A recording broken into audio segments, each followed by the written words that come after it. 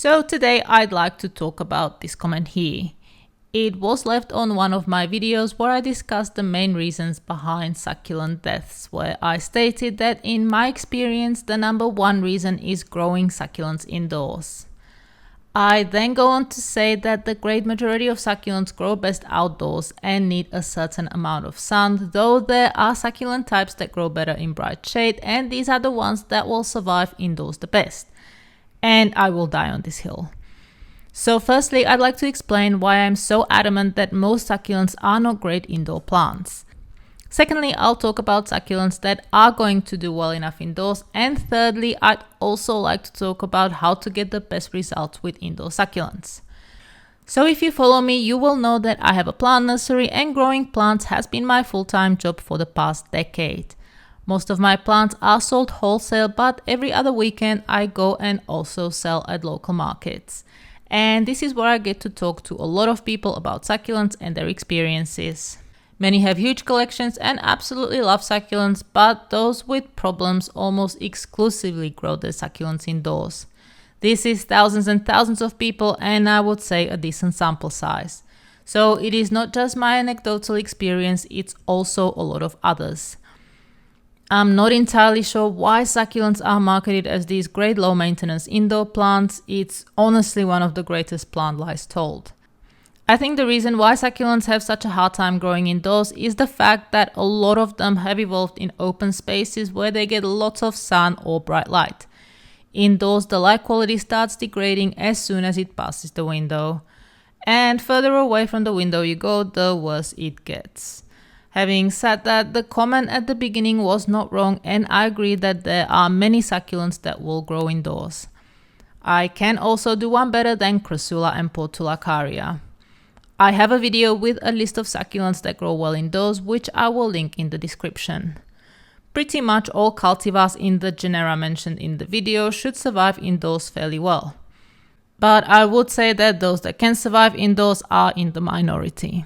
Although I'm sure that some people do have success with sun lovers indoors, I dare say that those people probably have a very bright sunny window or plant growing lights.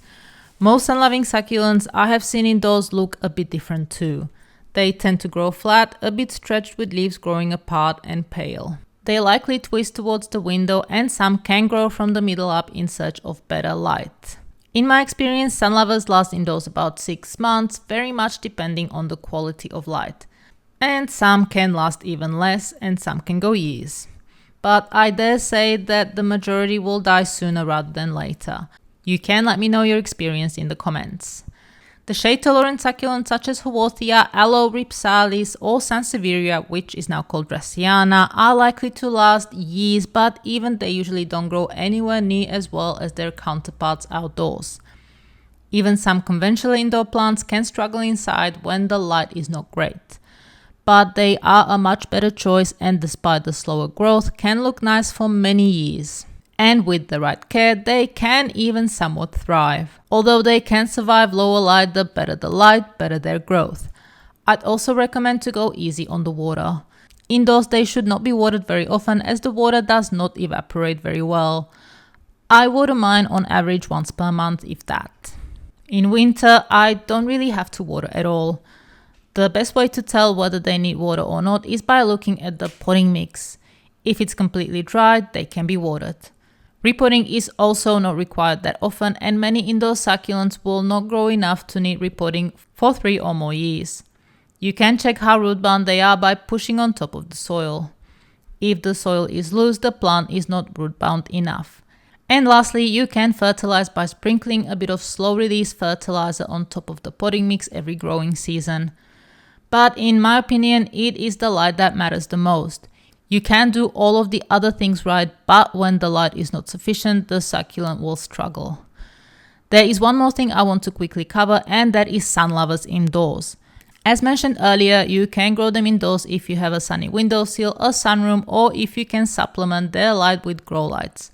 Succulents prefer a full spectrum white light that is about 4000 to 6000 Kelvin and 400 to 800 lumens. And that is pretty much all I wanted to say today. You can let me know what you think in the comments, and I'll see you all next time.